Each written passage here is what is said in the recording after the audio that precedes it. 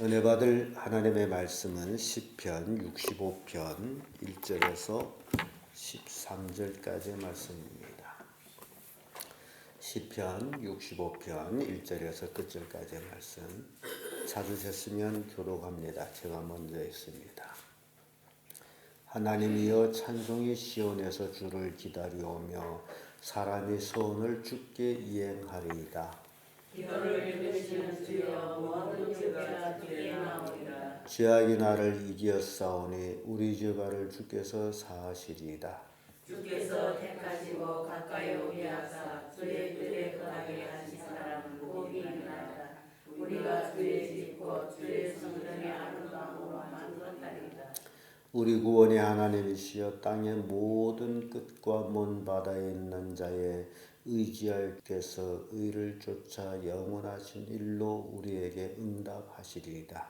주는 주의 힘으로 산을 세우시며 권능으로 뒤를 띠시며 바다의 흉룡과 물결의 요동과 만민이 헌화까지 진정하시나이다. 반드시 가는 자가 주의 징조를 두려워하나이다. 주께서 아침되는 것과 저녁되는 것을 즐거워하시며 땅을 공구하사 물을 내어 심히 윤택케 하시며 하나님의 강에 물이 가득하게 하시고 이같이 땅을 예비하신 후에 저에게 곡식을 주시나이다. 주께서 핫고랑이에 물을 넉넉히 대사 그 이랑을 팽팽하게 하시며 또 담비로 부드럽게 하시고 불러싸게 복을 주시나이다. 주의 은택으로 연사에 관 씌우시니 주의 길에는 기름이 떨어지며 들의 소산에도 떨어지니 작은 산들이 기쁨으로 뒤를 띄어나이다. 초장에는 양떼가 입혔고 골짜기에는 곡식이 덮였으며 저희가 다 즐거이 외치고 또 노래하나이다. 아멘. 이 말씀으로 하나님의 은혜 이런 제목으로 말씀을 나누겠습니다. 이 하나님의 은혜, 이 하나님의 은혜가 아니면 실은 사람은 이 땅에서 살 수가 없습니다. 하나님의 창조의 오묘함을 볼 때에 땅은 굳으면 단단한 것 같은데 물이 대지면 참 부드러워집니다. 그래서 그 땅에서 나는 만물을 인간은 또 자기의 식생활로 또는 약초로 쓰기도 합니다. 그래서 인간이 땅에서 흙으로 만들어진 것만큼 땅에서 나오는 모든 만물이 또 인간의 건강을 회복시키기도 하고 또 해하기도 하는 그런 것들이 있는 것들을 보여주고 있습니다. 그래서 인간이 이 땅에서 살아가는 동안에 온전히 하나님의 은혜로 살 때에는 풍족해지고 그 은혜를 잊어버리고 스스로 뭐를 한다라고 할 때는 해를 입게 되는 것을 보여줍니다. 그래서 인간은 땅을 떠나서는 살 수가 없습니다. 땅을 떠나 살 수 없기 때문에 인간은 이 땅에서 하나님의 은혜를 입고 살아야 됩니다. 하나님의 은혜가 어떤 것이냐? 그 첫째 살펴보면 죄를 용서하는 은혜가 있습니다. 1절에서 3절까지의 말씀인데 3절의 말씀 보면 죄악이 나를 이기었사오니 우리의 죄과를 주께서 사하시리이다. 죄를 이길 사람이 없습니다. 그래서 주님이 사하여 주지 아니하시면 인간은 죄로 인하여서 멸망할 수밖에 없습니다. 그런데 하나님의 은혜가 바로 이 죄를 용서해 주신다라는 겁니다. 그런 의미에서 우리가 생각해 볼 때에 2000년 전 예수 그리스도께서 이 땅에 오셔서 나 같은 아무 쓸모없는 자를 구원하기 위해서 죄를 사하여 주기 위해서 내 죄를 대신 짊어지시고 십자가에서 그 죄값을 치르시며 죽으셨다라는 사실. 나는 내 죄값을 치를 수가 없으므로 하나님이 내 죄값을 치러주셨다라는 사실입니다. 내가 내 죄값을 치르게 되면 나는 죽어서 지옥으로 가야 되기 때문입니다. 그래서 하나님의 은혜라는 것은 바로 내가 할 수 없는 그것을 하나님이 하신 거예요. 그리고 우리는 다른 거는 다 내려놓고 요 한 가지만 생각해도 하나님의 은혜가 무한히 감사합니다. 시편 51편 2절의 말씀 보면 나의 죄악을 맑게 씻기시며 나의 죄를 깨끗게 하소서. 하나님만이 맑게 씻기시고 깨끗게 하실 수 있는 권한을 가지고 있습니다. 또 시편 79편 7절에도 우리 구원의 하나님이여 주의 이름이 영광을 위하여 우리를 도우사 주의 이름을 위하여 우리를 건지시며 우리 죄를 사하소서. 하나님이 우리 죄를 사하신다라는 말씀입니다. 그래서 하나님의 은혜는 우리가 지은 죄가 태산같이 많을지라도 진홍같이 붉을지라도 양털같이 희어지고 깨끗하게 용서함을 받게 된다라는 것을 보여줍니다. 두 번째로 하나님의 은혜는 주의 집에 거하게 합니다. 4절의 말씀 보면 주께서 택하시고 가까이 오게 하사 주의 뜰에 거하게 하신 사람은 복이 있나이다.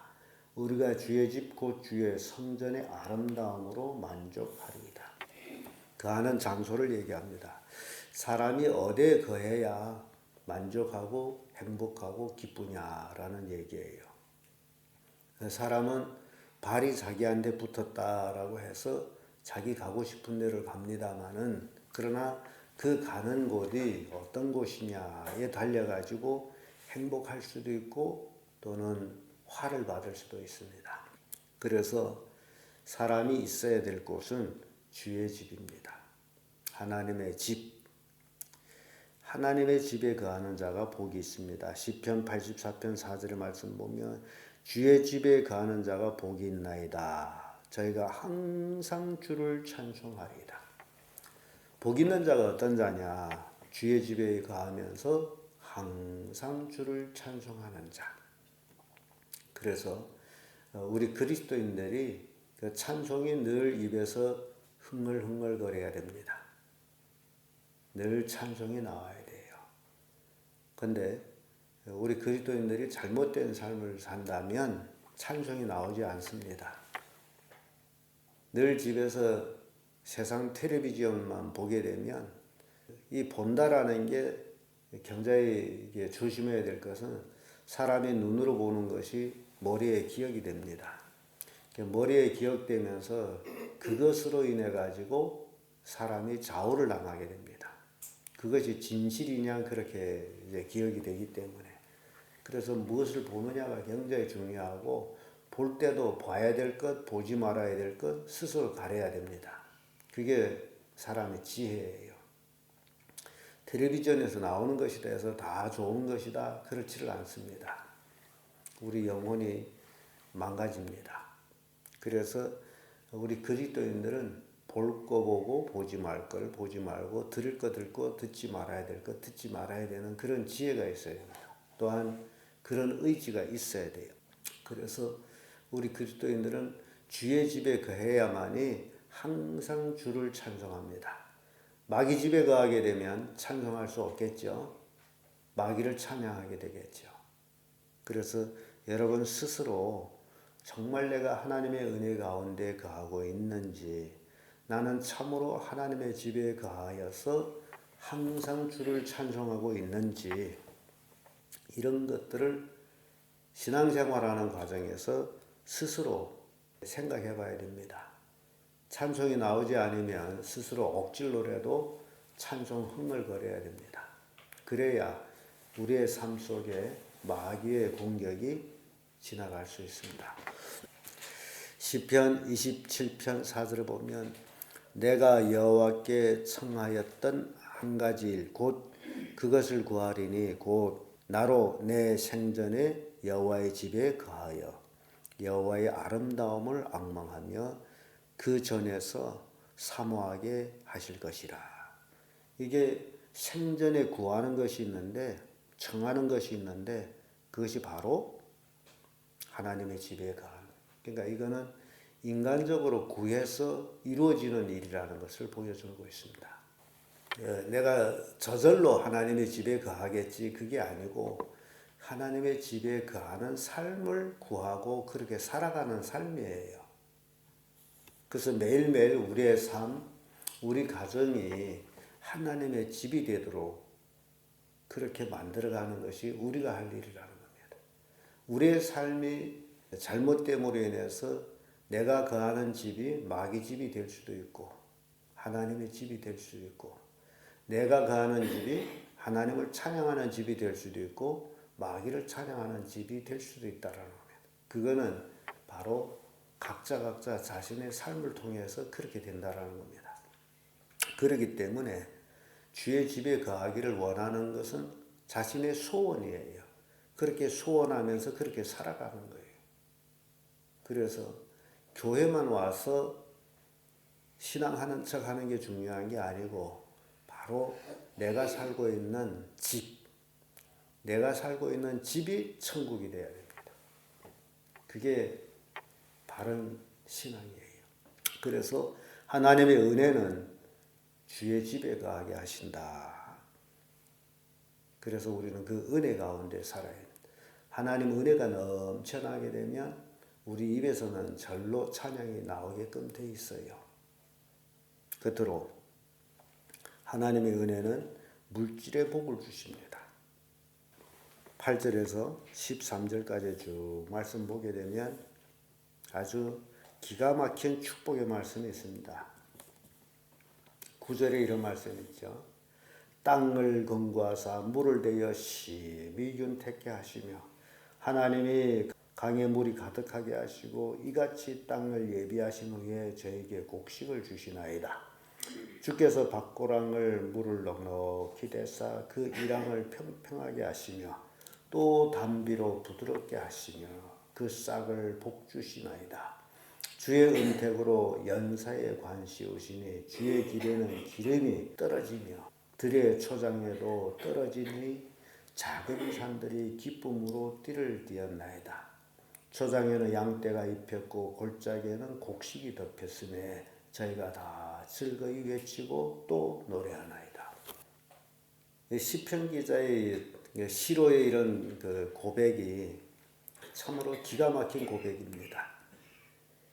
하나님이 물을 넉넉히 대어줘 가지고 농사가 잘 되고 땅을 부드럽게 하도록 또 비를 잔잔한 비를 주시고, 그래서 연사 매년이죠. 하나님께서 복을 주시는데 주의 길에는 주님을 따라가는 길입니다. 기름이 떨어지며 들의 초장에도 떨어지니, 그러니까 주의 축복은 기가 막힌 축복임을 얘기합니다. 산들이 기쁨으로 띠를 띠었나이다. 초장에는 양떼가 입혔고 골짜기에는 곡식이 덮였으며, 양떼에 곡식이 꽉 덮여 있어요. 농사꾼이, 요즘 우리 교인들도 농사를 짓는 사람 몇이 안 됩니다만 농사꾼이 가장 즐거움이 바로 추수 때입니다. 논에 황금 물결이 치는 그 모습을 보게 되면 기분이 참 좋습니다. 왜냐하면 1년의 수고한 대가를 거기서 맛보기 때문이에요. 그런데 이 모든 것들이 하나님의 축복으로 이어진다라는 거죠. 이렇게 하나님의 은혜를 잊게 되면 하나님의 풍성한 물질의 축복이 임하는 것을 보여줍니다.